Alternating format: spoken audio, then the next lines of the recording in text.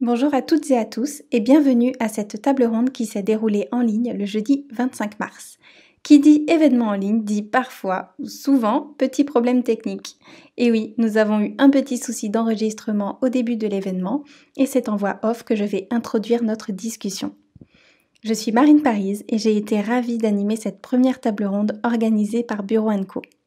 Pour celles et ceux qui ne connaissent pas Bureau & Co, nous sommes une entreprise qui crée et développe des espaces de travail à mi-chemin entre lieu de vie et lieu de travail.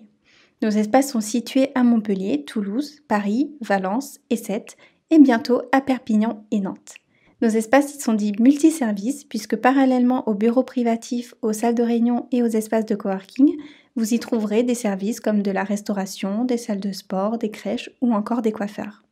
Pour cette première table ronde, j'ai été ravie d'accueillir Laure Barbaza, fondatrice et présidente de la Fabic, Arthur Capon, cofondateur et CEO de la Brigade de Véro, et Yann Desplan, fondateur et dirigeant d'Eal Solanide. Et je les remercie d'avoir accepté de participer à cette table ronde. Au cours de cette discussion, nous avons abordé deux grandes thématiques: l'accélération des nouvelles tendances de consommation alimentaire et comment le secteur de l'alimentation, dont ils sont 3 acteurs majeurs en Occitanie, est amené à se réinventer en cette période de crise. Avant de démarrer, je leur ai proposé de se présenter en quelques mots et c'est Laure qui a ouvert le bal. Et bonjour à tous, excuse-moi pour le retard. Donc, Laure Barbaza, moi je suis la fondatrice de la Fabic. Donc, on est facilitateur de projets culinaires et concrètement, en fait, c'est un centre de formation et d'expérimentation culinaire pour les particuliers et les professionnels. Donc, on est basé à Castelnau, le Lez, dans le bureau Co de Bellegarde, et on a 4 grands services. D'abord, c'est des formations professionnels, tout ce qui est boulangerie, pâtisserie, cuisine pour les particuliers et aussi les professionnels, des ateliers culinaires pour adultes et enfants, donc là on est plutôt sur du loisir, boulangerie, pâtisserie, cuisine également. Ensuite, troisième service, c'est tout ce qui est conseil à la création de recettes pour les entrepreneurs culinaires notamment. Et ensuite, le dernier service, c'est la location de cuisine professionnelle pour les entrepreneurs culinaires afin de les aider en fait à lancer leur activité alimentaire. Et donc, ça fait la 4e année maintenant. Merci. Arthur? Ouais, bonjour à tous, bonjour Marine, et puis merci surtout d'organiser ça. Donc, je suis Arthur Capon, je suis le CEO et cofondateur de la Brigade de Véro. La Brigade de Véro, c'est quoi? C'est surtout des box de plats cuisinés pour les gens qui veulent perdre du poids. La petite particularité, c'est qu'on fait tout en frais et qu'on livre tout directement en frais chez le client partout en France.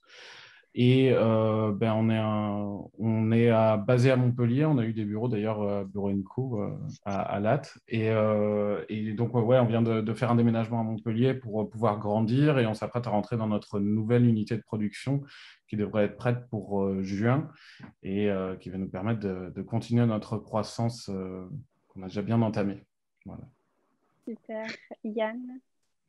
Et bonjour à tous, Yann Desplan, moi je suis le fondateur là, de cette enseigne de restauration rapide 100% bio et healthy qui s'appelle Léal Solanide. Et nous, on développe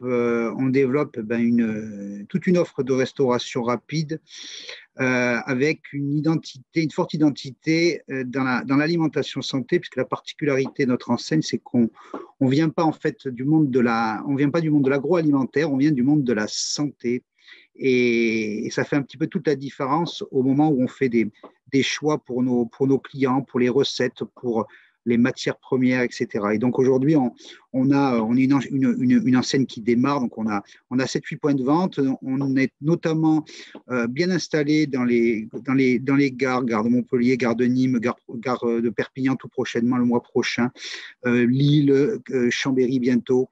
Voilà, parce que la SNCF considère qu'il faut aussi bien manger dans les gares et dans les trajets. Voilà, et je remercie d'ailleurs Bureau Co puisqu'on ouvre un point de vente chez eux la semaine prochaine, donc le 30 là dans le parc de Bellegarde, là où c'est aussi une nouvelle implantation, une petite innovation pour nous puisque c'est la première fois qu'on implante dans un contexte de coworking en fait. Donc on est ravis d'être chez vous. Voilà. Merci beaucoup. Merci à tous les trois. Donc, la discussion durera environ 1 heure et elle s'articulera autour de la problématique accélération des nouvelles tendances et nouveaux enjeux. Comment le secteur de l'alimentation se réinvente-t-il? Donc, je vous propose de démarrer la discussion sur la question des nouvelles tendances alimentaires. Par nouvelles tendances de consommation alimentaire, j'entends la démocratisation du bio, l'émergence de nouveaux régimes comme le flexitarisme, le retour au fait maison, les produits sans gluten, sans additifs, etc. Mais aussi comment le click and collect et la livraison se sont démocratisés. Ensuite, on abordera la question qui fâche peut-être, mais de la crise sanitaire et quel est son impact sur le secteur de l'alimentation, qui est l'un des secteurs les plus touchés. Comment vous avez vécu cette période? Qu'est-ce que vous avez mis en place? Comment finalement vous avez pu rebondir? Et est-ce que vous êtes réinventé? Et enfin, on aboutira sur l'évolution de vos activités. Comment vous voyez vos activités dans les prochains mois, prochaines années par rapport à tous ces enjeux.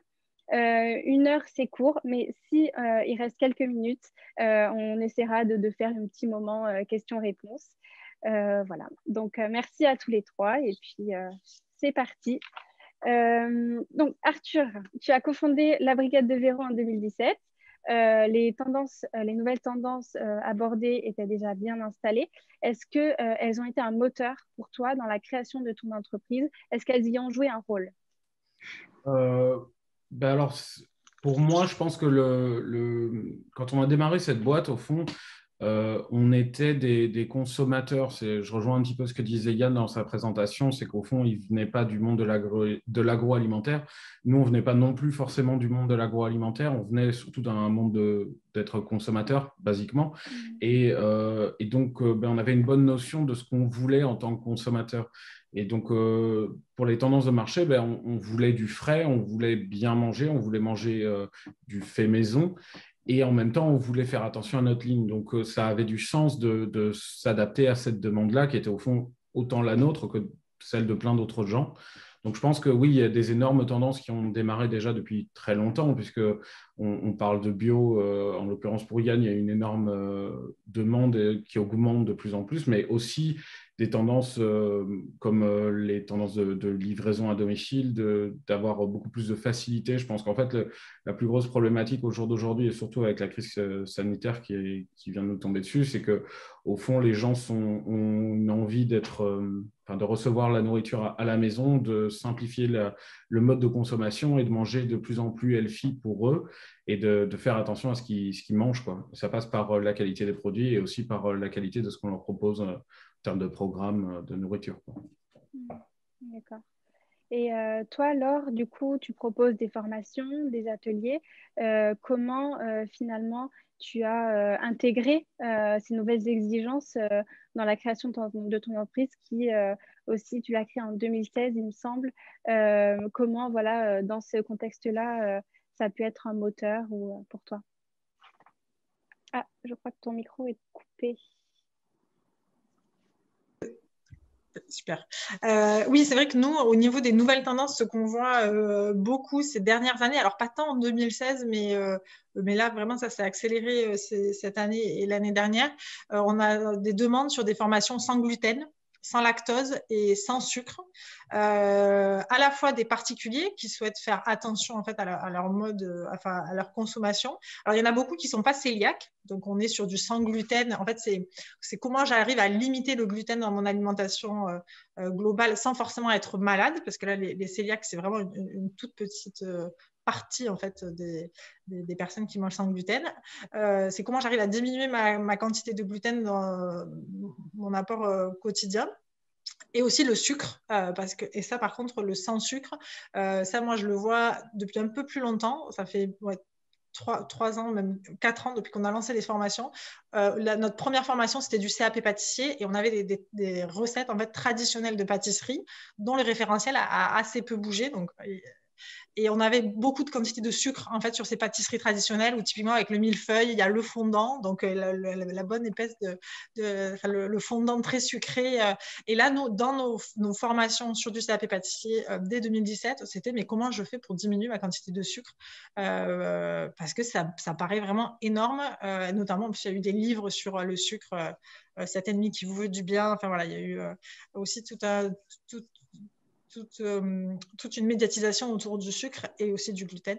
Et le sans lait, c'est plus récent, où là, comment on fait pour diminuer la quantité de lactose. Et ce qui est intéressant, c'est aussi qu'on a des professionnels, c'est-à-dire des restaurateurs qui ont déjà des restaurants et qui voient de plus en plus des consommateurs qui leur demandent du sans gluten, du sans lactose et du sans sucre et comment eux, ils peuvent faire pour développer des recettes et améliorer leur carte en fait avec ces nouvelles tendances-là. Et c'est vraiment pas évident parce que ça change vraiment beaucoup surtout là, au niveau de la pâtisserie, de la boulangerie, sans gluten, sans sucre, sans lactose, c'est un vrai savoir-faire. Oui, d'accord. Et du coup, toi, Yann, avec Léa Solanide, tu es en plein dans le bio, dans la cuisine saine, mais c'est quand même des tendances peut-être jeunes. Est-ce que tu as rencontré des freins dans le lancement de ton activité par rapport aux fournisseurs, par rapport vraiment à l'élaboration de ces plats qui profitent vraiment de ces nouvelles tendances? Alors, des freins, oui, des freins, il y en a beaucoup et j'essaye de justement essayer de ne pas regarder trop les freins parce que sinon on ne fait rien. Mais nous, à la base, si vous voulez, avant d'ailleurs de lancer cette enseigne de restauration rapide 100% bio, on a déjà une enseigne de restauration de collectivité. Et il y a 10-12 ans, quand on a lancé notre démarche alimentation santé, parce qu'avant d'être 100% bio, on est d'abord alimentation santé. Et quand on a lancé ça, au début, on disait alimentation santé, les gens nous disaient, mais attendez, mais vous ne pouvez pas marier l'alimentation et la santé, ça ne marche pas ensemble, ce n'est pas possible.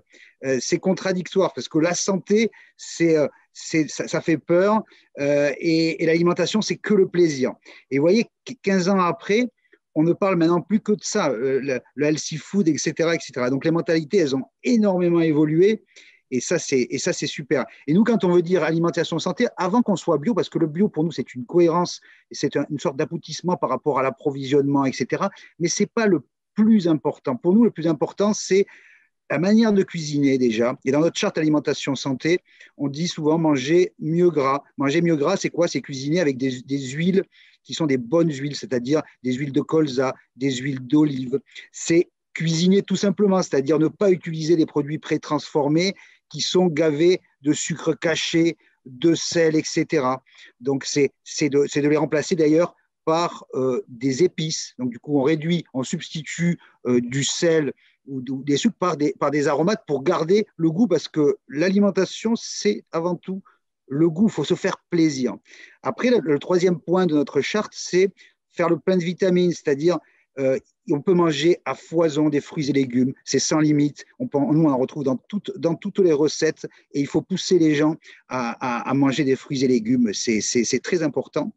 Et aussi à pousser petit à petit à réduire les protéines animales et de pousser aussi les protéines végétales. Voilà, c'est bon pour nous et c'est aussi excellent pour la planète. Donc, je pense qu'il faut se lâcher par rapport à ça. Et après, ce que je vous disais, moi, c'est le bio, on s'est converti depuis 3 ans parce que c'est une question de cohérence. C'est aussi beaucoup de complexité parce que on est obligé de réduire aussi ses gammes parce qu'il faut travailler avec des produits de saison. Il faut essayer, et là, nous, on a encore des gros efforts à faire par rapport à ça, à faire plus de local. On y arrive bien l'été, on y arrive moins bien pendant l'hiver. Donc, il faut être cohérent.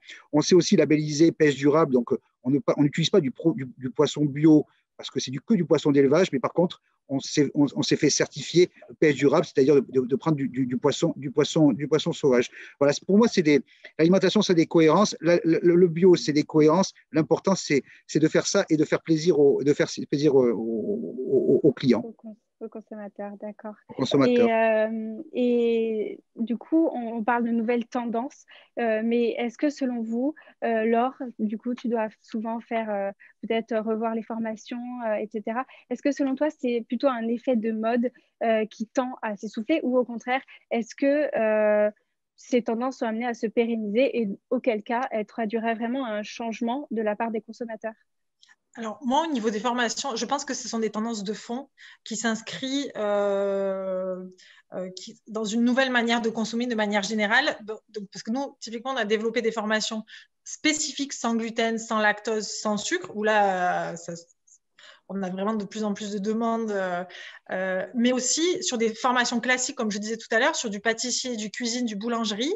On a des stagiaires qui disent, OK, bon, ça, c'est la recette de base, mais maintenant, comment je fais? Est-ce que si je diminue le sucre, est-ce que j'aurai toujours le même tenue sur mon croissant, par exemple? Donc, c'est vraiment et c'est pas lié spécifiquement à la pâtisserie, par exemple. C'est aussi à la cuisine et aussi à la boulangerie. Et on a aussi, c'est vrai que je n'avais pas parlé, mais du végétarisme. Avec le développement des repas végétariens, où nous, là, on est en train de développer une formation spéciale végétarienne. Comment je peux me faire plaisir sans manger de la viande, tout en restant quand même un côté convivial? Comment je peux adapter un régime végétarien avec, par exemple, mes enfants qui mangent classiquement?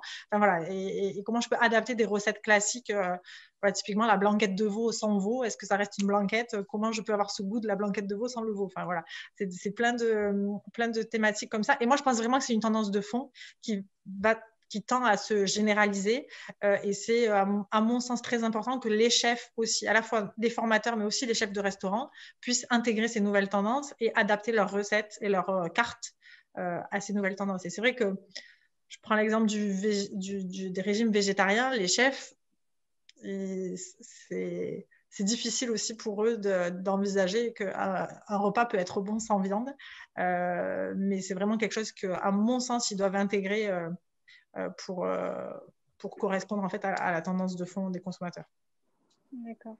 Et Arthur, tu ressens aussi cette tendance de fond, le régime, souvent on commence un régime, finalement on s'arrête, non, mais est-ce que tu sens que ça tend aussi à se pérenniser? Oui, clairement, c'est une tendance de fond. D'ailleurs, c'est même pour ça qu'on a adapté nos offres, hein, que ça soit une offre sans viande, une offre sans poisson, ou même une partie de l'offre qui est possible en full végétarien. Et je rejoins fortement Laure dans ce qu'elle dit, c'est-à-dire que trouver un chef, par exemple, qui est spécialisé en repas végétariens, c'est quelque chose d'extrêmement difficile à faire au jour d'aujourd'hui. Il n'y en a pas beaucoup. Ils sont très souvent très demandés d'ailleurs. Je pense qu'il y a un énorme renouveau qui est en train de s'opérer, mais qui est lent dans ce milieu-là de la cuisine, de la pâtisserie, etc., pour justement s'adapter aux nouvelles tendances. Et nous, on le voit typiquement chez nous, comment tu fais de la pâtisserie, mais qui se veut rééquilibrage alimentaire, régime, comment tu fais ça? Comment tu fais un cheesecake sans sucre? Enfin, c'est très complexe, quoi. Et c'est là où ça devient très intéressant de travailler et de faire beaucoup de formations. Donc, c'est pour ça que, enfin, pour le coup, moi, j'adore ce que fait Laure, parce que c'est justement ce qui est nécessaire dans ce marché, c'est de faire de la formation pour les gens, que ce soit des gens déjà confirmés, hein, des cuistots confirmés, mais je pense qu'il y a un énorme renouveau à créer. Et nous, on le vit déjà tous les jours. Ne serait-ce que dans la cuisine et puis derrière la pâtisserie, on fait beaucoup d'encas, de petits déj, de snacking et de choses comme ça en même temps dans nos box. C'est quelque chose qui est au fond complexe à gérer parce que justement tu veux être dans de l'hypocalorie et virer le sucre, c'est déjà très compliqué. Alors quand tu commences à rentrer dans des dynamiques encore plus complexes comme sans gluten, sans lactose, etc., ça devient très très complexe à gérer. En fait, je pense que le monde de la cuisine et de manière générale de l'agroalimentaire a bénéficié un petit peu d'une opacité pendant très longtemps, qui est due, je pense, à nos parents qui ne regardaient pas trop ce qu'il y avait dans l'assiette. Et au fond, notre génération à nous change énormément et demande de plus en plus à avoir des experts, des espèces vraiment des spécialistes d'un truc, comme tu peux l'avoir en développement web ou des choses comme ça. Il y a des spécialistes d'outils très spécifiques. Ben là, c'est un peu la même chose. Il faudra des spécialistes de la cuisine végétarienne, de la cuisine sans sucre, de la cuisine sans lactose, sans oléagineux, etc., quoi. Ok. Et pour les Alsolanides, Yann, il me semble que vous changez vos cartes régulièrement avec vos chefs. Vous aussi, du coup, vous êtes confrontés à ces nouvelles exigences qui, du coup, se pérennisent. Comment vous arrivez à vous renouveler par rapport à toutes ces nouvelles pratiques? C'est vrai que nous, on a une culture où initialement, comme on développe le monde de la collectivité, dans le monde de la collectivité, vous n'avez pas des menus, en fait, vous avez des repas tous les jours différents, 365 jours sur 365. Et donc, en fait, ça nous a amené pour notre enseigne de restauration rapide, alors pas à faire des menus tous les jours, mais à faire des menus, on va dire, hebdomadaires. Donc, on part sur des saisons, sur des mois. Tous les mois, on a des cartes qui évoluent après, qui sont redondantes une semaine sur deux et qui nous permettent d'avoir à la fois de la diversité, à la fois on s'adapte évidemment aux produits de saison et en même temps, et les personnes, elles viennent aussi chercher des fois, surtout dans la restauration rapide, de snacking, elles cherchent des produits aussi qu'elles aiment bien. Donc, il faut aussi avoir des best-sellers qui sont là en permanence, en fait. Alors, on les fait évoluer, par exemple, sur, je sais pas moi, une mousse au chocolat, on peut changer la recette, mais elle est toujours présente parce qu'il y a des clients qui cherchent à avoir ce produit-là et ils viennent pour ce produit-là dans votre enseigne. Donc, il faut arriver à répondre à toutes les attentes. Après, nous, sur les spécificités, et justement, pour répondre à ce besoin-là, donc dans toutes les gammes qu'on a, on a toujours une base de carnet, donc de viande. En général, c'est plutôt de la viande blanche, du poulet, etc., parce que c'est plus facilement, on digère mieux. On a toujours une variante de poisson et on a toujours une variante de végétarien vegan. Et donc, dans toute la gamme, c'est-à-dire les entrées, les plats chauds, les Buddha bowls, on a toujours cette diversité. Voilà. Après, je ne vous cache pas que c'est extrêmement compliqué à gérer parce qu'avec l'étendue de l'offre, on a à peu près une trentaine de produits chaque semaine et faire changer ça toutes les semaines, c'est extrêmement compliqué. Mais on rentre dans une espèce de turnover. On est maintenant bien organisé. On est en train de mettre des process en place, informatisés aussi, pour que entre la production qui est à l'ODEV et puis les points de vente, on arrive à avoir des raisonnements qui sont plus rationnels qu'au début où on a démarré. Voilà. C'est un jeu sérieux. Ok, oui, je vois. Et finalement aussi, avec les réseaux sociaux notamment, on a l'impression qu'il y a des nouvelles tendances, peut-être un peu plus éphémères, mais des nouvelles tendances qui apparaissent tous les jours et qui se répandent aussi de manière assez fulgurante. Je pense à tout ce qui est bowl, Buddha bowl, acai bowl, bowl cake, aussi l'engouement pour le beurre de cacahuète. Là, dernièrement, c'était la feta avec TikTok. Ils ont fait exploser les ventes, je crois, au UK. Est-ce que par rapport à cette digitalisation vraiment du secteur de l'alimentation, est-ce que vous êtes impacté par tout ce qui se passe sur les réseaux sociaux, ces tendances-là? Est-ce que vous arrivez à les prendre en considération pour répondre à ces nouvelles exigences, ou au contraire, est-ce que vous arrivez à vous extraire de tout ce qui s'y passe, Arthur? Ok, alors je ne savais pas sur qui ça allait tomber cette question. Tous les trois. Comment Ok, vous faites alors j'ai pas mal de choses à dire sur ce sujet-là. La première chose, c'est qu'évidemment, nous, on est très directement impacté par la partie web, ou en tout cas les réseaux sociaux, tout simplement parce qu'on vit dessus. Notre marketing se passe dessus, notre vie en communicante se passe dessus. Donc déjà, on est directement impacté. Après, pour les tendances que tu peux voir, que ce soit du Buddha Bowl ou des choses comme ça, oui, on a toujours des tendances qu'on réutilise. En fait, l'avantage qu'on a, je rejoins un peu Yann là-dessus, c'est que nous, on change de recette tout le temps, en fait. Donc, à partir du moment où on change tout le temps, ben, on cherche de l'inspi. Et donc, forcément, on va aller taper dans ce genre de trucs parce que c'est un peu tendance, et puis aussi parce que clairement, les gens en ont envie, ou au moins aimeraient bien le tester, etc. Donc, ça a du sens. Après, pour ce qui est des réseaux sociaux de manière générale, je pense qu'il y a énormément de tendances déjà dessus.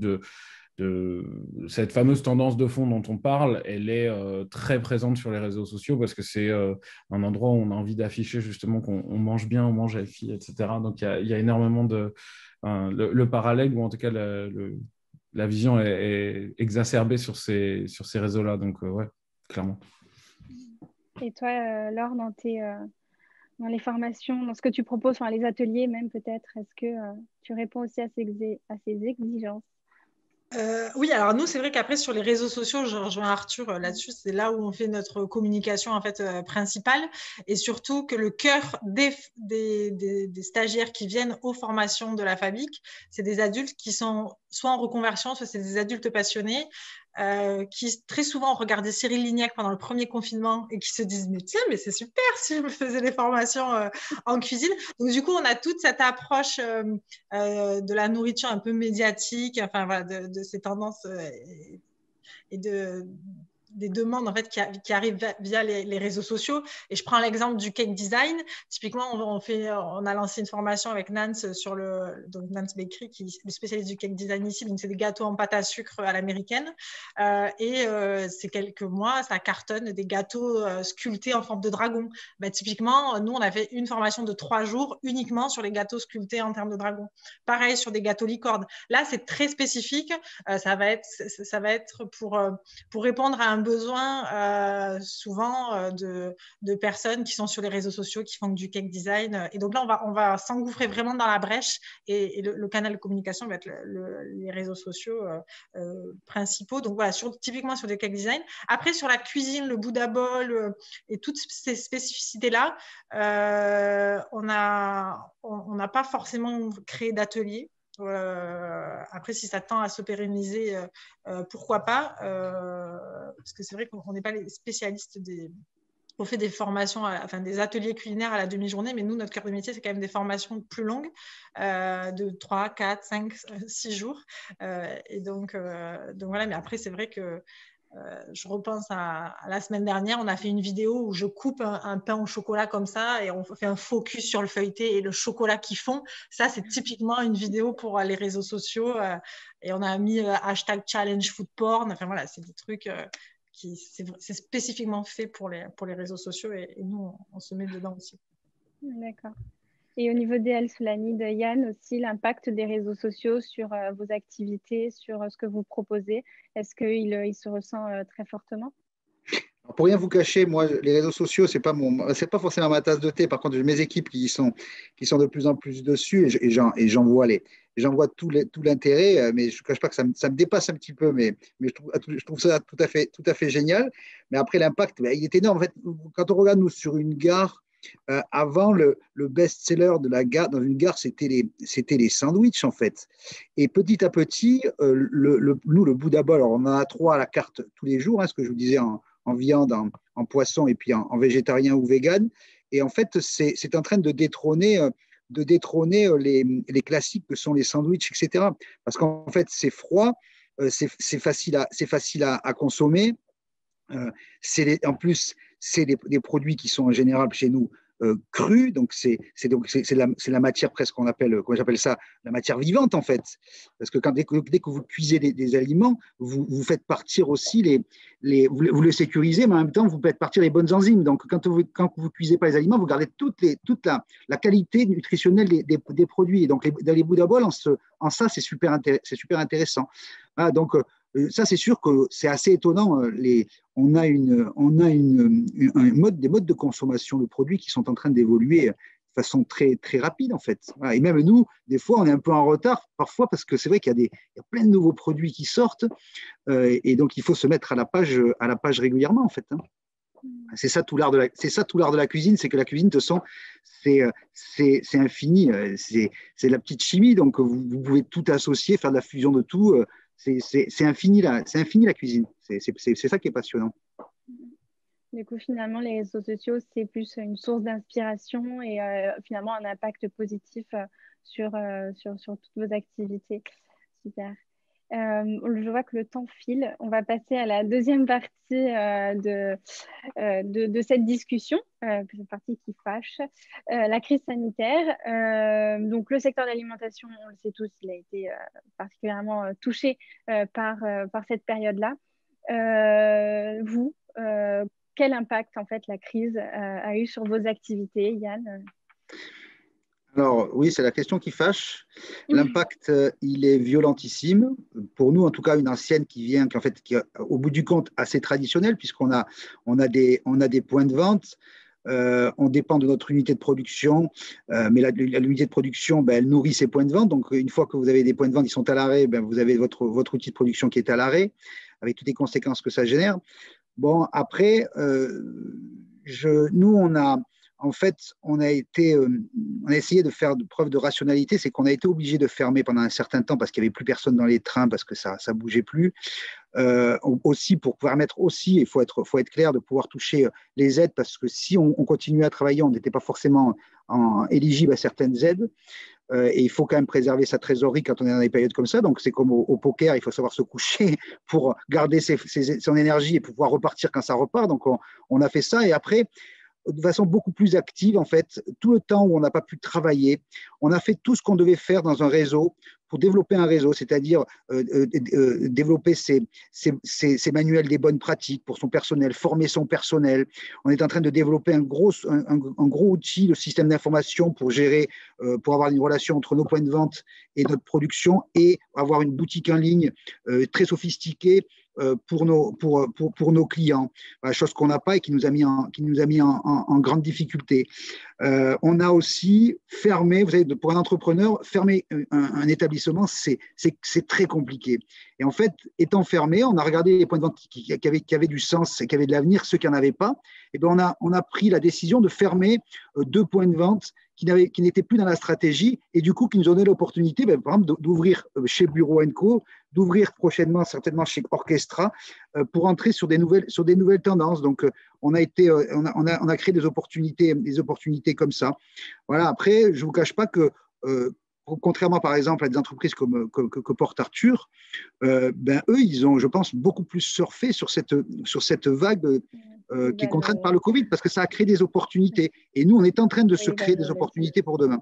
Voilà. Mais ça a été violent, mais il faut regarder toujours le côté positif, et je pense que ça une crise crée des opportunités et accélère les tendances. Et on est vraiment là-dedans, et il faut se préparer à être, parce que c'est le tout début en fait, on est dans le démarrage de quelque chose de nouveau. Il y en a qui sont déjà dedans, nous on est en train d'y rentrer, donc ça sera positif.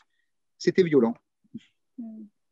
Ouais. Et pour toi, Arthur, du coup, cette période sur la brigade de Véro? Ouais, écoute, c'est compliqué parce qu'en fait, c'est une période où, alors pour le coup, oui, on a plutôt bien marché. Et en même temps, c'est une période où, en fait, nous, on vit, si tu veux, on vit un x2 par an pratiquement depuis notre création. Ce qui fait qu'en fait, on a continué notre croissance et on n'a pas été ralenti dans notre croissance. On aurait très bien pu faire beaucoup plus en soi, mais c'était une question d'outils de production, parce que l'air de rien, il faut l'outil pour pouvoir suivre. Maintenant, c'est une période qui est un peu compliquée, parce qu'au fond, dans l'agroalimentaire, la majorité des gens, comme tu l'as très bien dit, ont été à l'arrêt. Et donc, en fait, c'est une période un peu bizarre où tu n'oses pas vraiment dire que tu t'en sors bien. Mais en même temps, je pense que c'est encore une fois, c'est des nouvelles tendances qui se sont créées et qui aujourd'hui marchent parce que l'État nous a laissé être considéré comme un business d'urgence, si tu veux. Donc, à partir du moment où tu as des livraisons à domicile et que les gens sont cloîtrés chez eux, forcément, on a pas mal évolué, quoi. Après, on a dû faire quelques choix aussi, nous en interne, ne serait-ce que pour rester safe et faire en sorte que toutes les personnes dans la boîte soient safe. C'était pas mal de petites modifications, que ça soit masque et gants en soi, ça on est déjà habitué, mais c'est plus de lavage de mains, des choses comme ça, enfin assez simple. En fait, l'impact, nous, il a été plutôt positif, mais par contre, là où je pense qu'il y a eu un énorme impact dans la stratégie, c'est qu'en fait, on a dû tout accélérer beaucoup plus. C'est-à-dire qu'au fond, on avait prévu de faire un nouveau local pour peut-être 2022.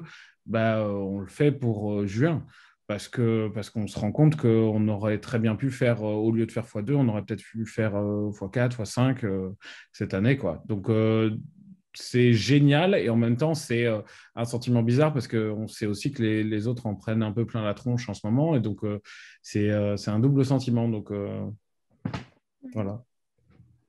Et pour la Fabic, Laure, l'impact? Ouais. Alors nous, l'activité quand même historique de la Fabic, c'est la location de cuisine professionnelle. Donc là, autant vous dire qu'en plein confinement, donc des cuisines professionnelles, des restaurants et des boulangers pâtissiers et on les utilisait quand ils ne s'en servaient pas.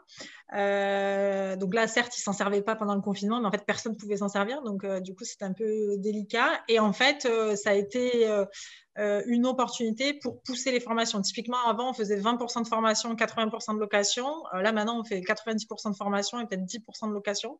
Donc, ça a été un accélérateur sur ces formations-là où on a vraiment poussé. Et comme je disais, avec le confinement et puis Tous en cuisine de Cyril Lignac, nous, ça nous a clairement beaucoup aidé parce que du coup, les gens se sont retrouvés chez eux. Et puis même maintenant, avec le confinement, enfin avec le couvre-feu, ils sont chez eux à 18-19 heures. Bah, il faut occuper les enfants, il faut s'occuper.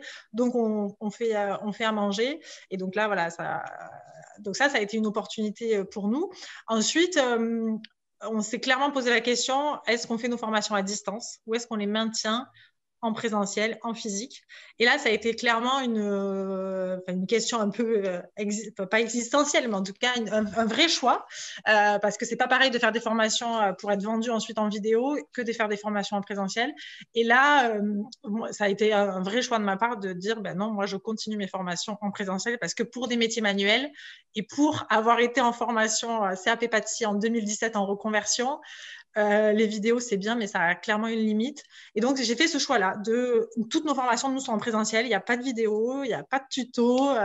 Donc, voilà, ça a été, jusqu'à présent, c'est un choix.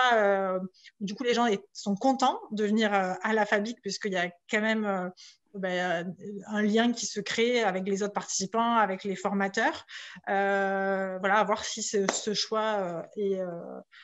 jusqu'à présent, il s'avère payant. On va voir si sur les prochains mois, les prochaines années, voilà, si on reste toujours dans ces restrictions-là, est-ce que ça va être le bon choix?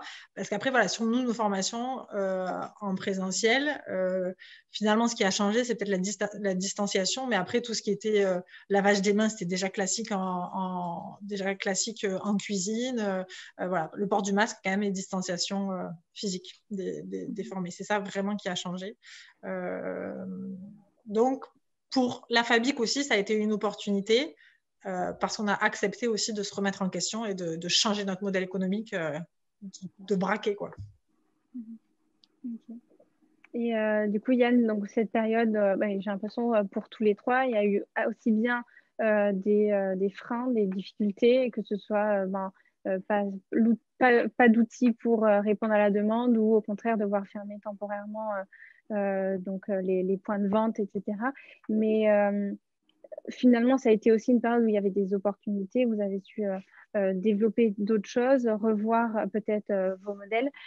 Pour toi, Yann, quelle mesure ou dans la stratégie idéale Solanide, comment tu vois la suite, comment vous allez peut-être faire, quelles mesures vous allez mettre en place peut-être pour rebondir Mais c'est essentiel, c'est que qu'est-ce qu'on fait de cette crise et sur quoi parce que la difficulté, c'est qu'on est encore dans le creux de la vague actuellement et qu'on sait qu'il y a quelque chose de nouveau qui s'est créé.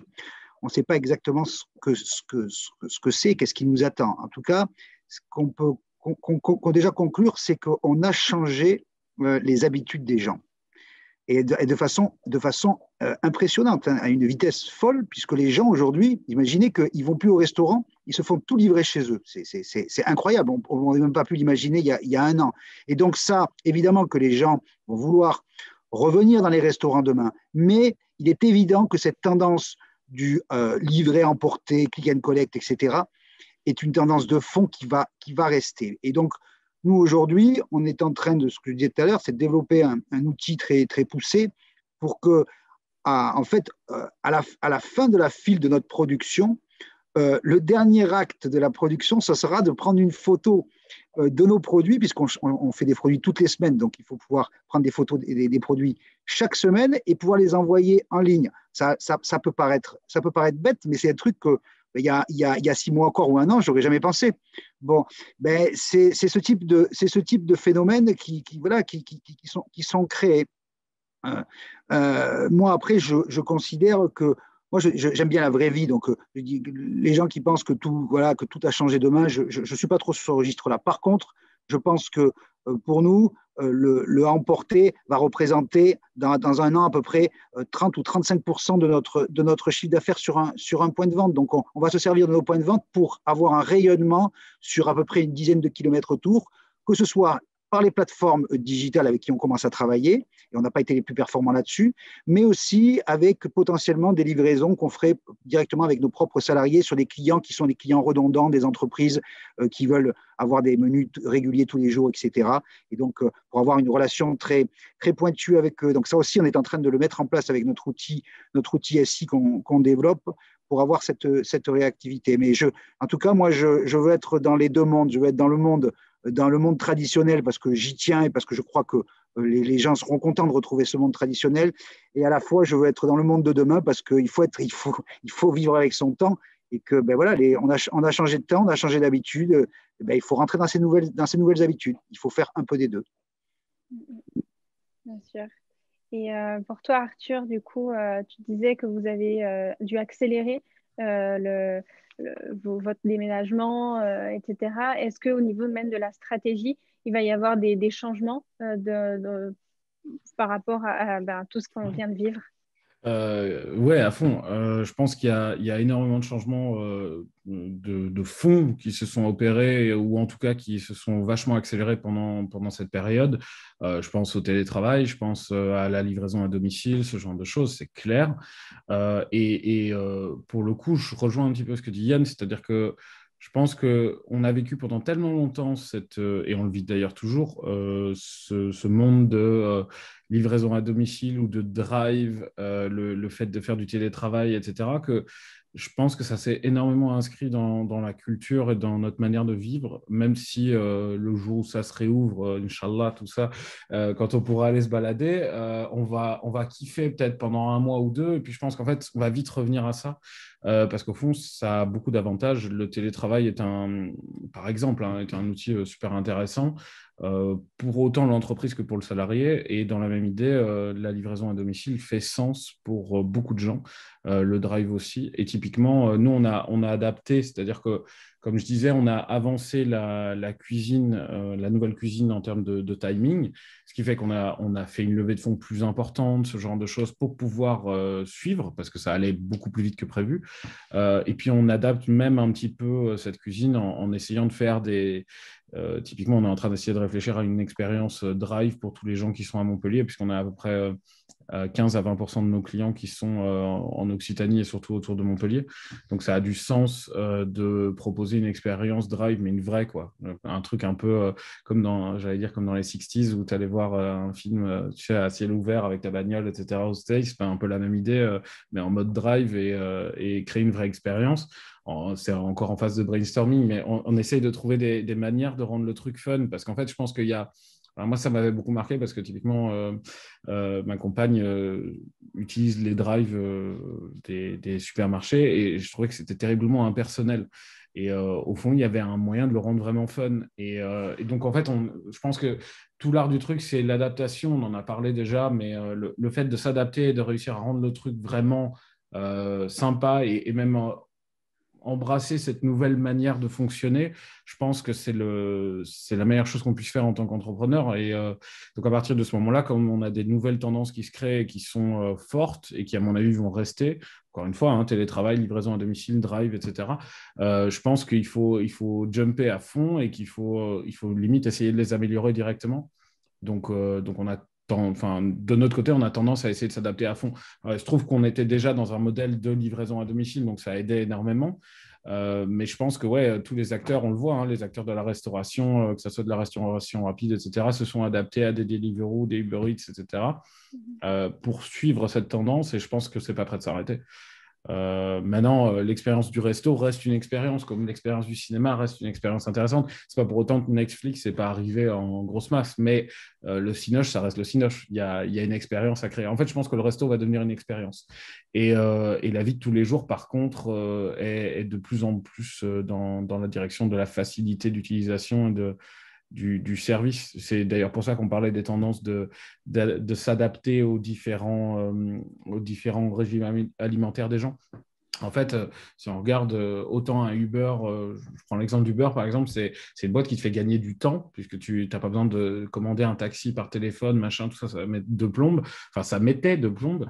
Ça te fait gagner du temps, mais en même temps, ça s'adapte un petit peu à toi et à ton point où est-ce que tu es, etc. Et je pense qu'il y a énormément de boîtes qui essayent de s'adapter à la fois aux personnes et en même temps s'adapter aux besoins des gens de manière globale.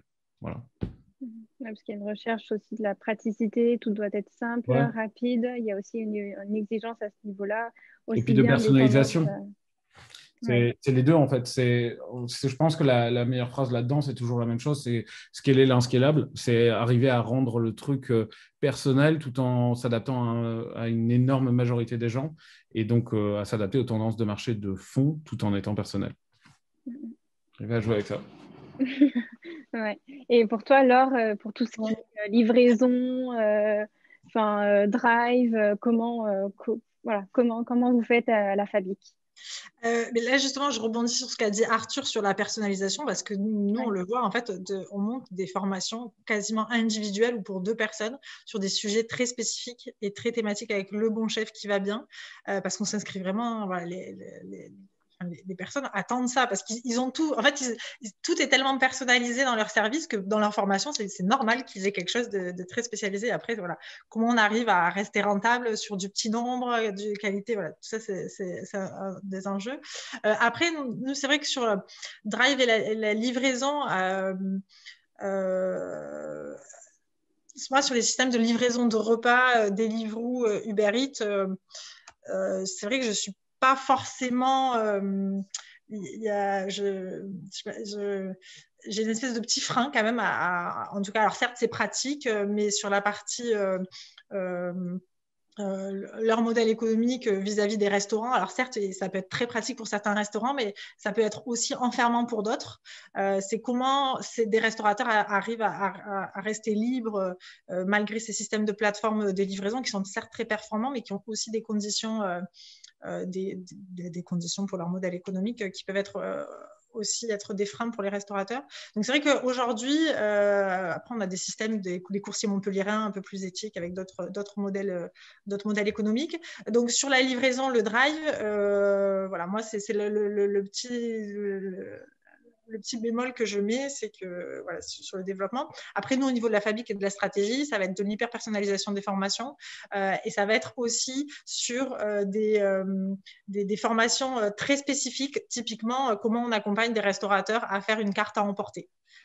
Comment à faire des plats ou des menus qui sont pour la livraison. Où là, on a des systèmes de cuisson qui sont différents, de packaging qui sont différents. Donc là, nous, on travaille sur le développement de formations très professionnelles et très spécifiques, donc forcément sur du court terme parce que les restaurateurs ont besoin d'être aussi dans leur restaurant. Donc ça va être ça la stratégie, la personnalisation des formations pour les particuliers, mais aussi pour les professionnels sur des sujets très spécifiques liés à la crise sanitaire, mais aussi aux nouvelles tendances dont on a parlé déjà depuis le début. Ok, super. Il reste 10 petites minutes. Une dernière petite question. Comment vous voyez voilà, les prochains mois, prochaines années, très factuellement, où vous en serez selon vous? Yann, si tu veux nous dire Léal Solani dans quelques mois. Souvent, on faisait les exercices de se dire comment je serai dans 5 ans ou 10 ans. Et l'exercice, il est de plus en plus difficile parce qu'en fait, le temps, il s'accélère tellement et les choses, en quelques mois, elles changent tellement que d'aller se dire comment j'envisage l'avenir, comment je serai dans 5-10 ans, c'est très compliqué. Ceci étant, je pense qu'il faut avoir quand même une ambition et des objectifs. Et moi, l'avenir, je le vois extrêmement positif pour peu que justement on ne soit pas dans le déni de ce qui est en train de se produire et qu'on soit en respect de notre histoire. Et qu'on soit aussi en face de ce qui est en train d'arriver et où il faut s'adapter. Et moi, d'ailleurs, je dis souvent, la vraie intelligence, c'est pas le QI, c'est la capacité de l'homme à s'adapter à son environnement. Et je pense qu'on est soumis à être de plus en plus intelligent parce qu'on a tellement changé le contexte, l'environnement, etc., il va falloir trouver des solutions saines et durables pour changer favorablement les choses. Et nous, en cela, notre enseigne elle répond à la fois à du mieux manger et du manger quotidien, quoi, que ce soit dans les contextes de travail, dans les contextes de transport, etc. Donc, je crois on est à la page. Et en même temps, on essaie de répondre à une responsabilité sociétale et environnementale, puisque, je vous l'ai dit au début, je pense que on mange ce qu'on est, et en même temps, ce qui est bon pour nous, est aussi bon pour la planète. C'est-à-dire, quand vous mangez des produits bio, logiquement, les produits bio, ils sont respectueux des sols, ils sont respectueux d'un certain nombre de choses. Ils sont aussi normalement dans un territoire donné, ils ne traversent pas la planète pour venir jusqu'à votre assiette. C'est tout ça, c'est tout ce raisonnement-là. Et il faut que les personnes en aient aussi, en tout cas les clients, en aient la responsabilité de ça. Quand on achète, on fait des choix. Voilà, donc on fait des bons choix, on fait des mauvais choix. Et c'est vrai, je rejoins Laure quand elle dit les plateformes aujourd'hui, les Uber, etc. Aujourd'hui, on en a besoin, mais j'espère qu'eux, ils vont un peu plus se sociabiliser, c'est-à-dire voilà, d'avoir des conditions de travail qui sont plus correctes. Et j'espère qu'il va y avoir aussi d'autres choses qui vont se faire de façon plus locale, parce que ces grosses machines, c'est hyper efficace, et c'est à la fois très, très, très inquiétant. Voilà, donc il ne faut pas cracher dans la soupe, mais je pense qu'il faut être aussi lucide. Et le consommateur, c'est le consommateur, il fait des choix. Voilà, et il est responsable. Donc nous, on doit être responsable en tant que producteur, en tant qu'entrepreneur, etc. Et les consommateurs, ils doivent être aussi lucides par rapport à leurs choix, parce que quand ils achètent quelque chose, quand ils achètent des produits pré-transformés, ils se font pas du bien, et en même temps, ils font pas du bien à la planète, quoi. Voilà, donc c'est ça, moi, c'est important. Et puis après, nous, le développement, on va le continuer. On est très content d'être dans les gares, parce que les gares ont un positionnement vert petit à petit. Donc, face à l'avion, etc., qui est beaucoup, beaucoup plus polluant, c'est à peu près 30 fois plus polluant que le train. Je pense que nous, on est extrêmement bien positionnés avec notre enseigne 100% bio dans les gares. Donc, on envisage le développement dans les gares, mais j'envisage aussi d'avoir un rayonnement un peu différent, parce que cette crise nous a fait prendre la conscience qu'on prend beaucoup de risques, en fait, en créant des unités, des points de vente, etc. Et que quand tout s'arrête, en fait, les banques, elles ne s'arrêtent pas de vous ponctionner. Et donc, vous vous retrouvez avec des risques qui sont massifs, en fait, qui sont massifs. Voilà. Et donc, il faut avoir un développement qui est aussi raisonné, raisonnable, parce qu'il y a des grosses surprises. La crise, cette crise-là, elle est violente et détonnante. Et merci beaucoup en tout cas pour votre dynamique. Merci. Et pour toi, Arthur, la brigade de Véro, dans quelques mois, dans la prochaine année? Déjà dans la nouvelle cuisine, ça c'est la première étape. Non, plus sérieusement, avec un grand smile, je pense on est super motivé pour ce qui est en train de se passer, ce qui se passe pour nous. On a vraiment une dynamique de vouloir être une boîte qui OK, fait du rééquilibrage alimentaire, OK, fait des bons plats avec des bons produits, etc. Ça, c'est ce qu'on fait tous les jours, mais au fond, on veut encore améliorer largement ce qu'on est en train de faire.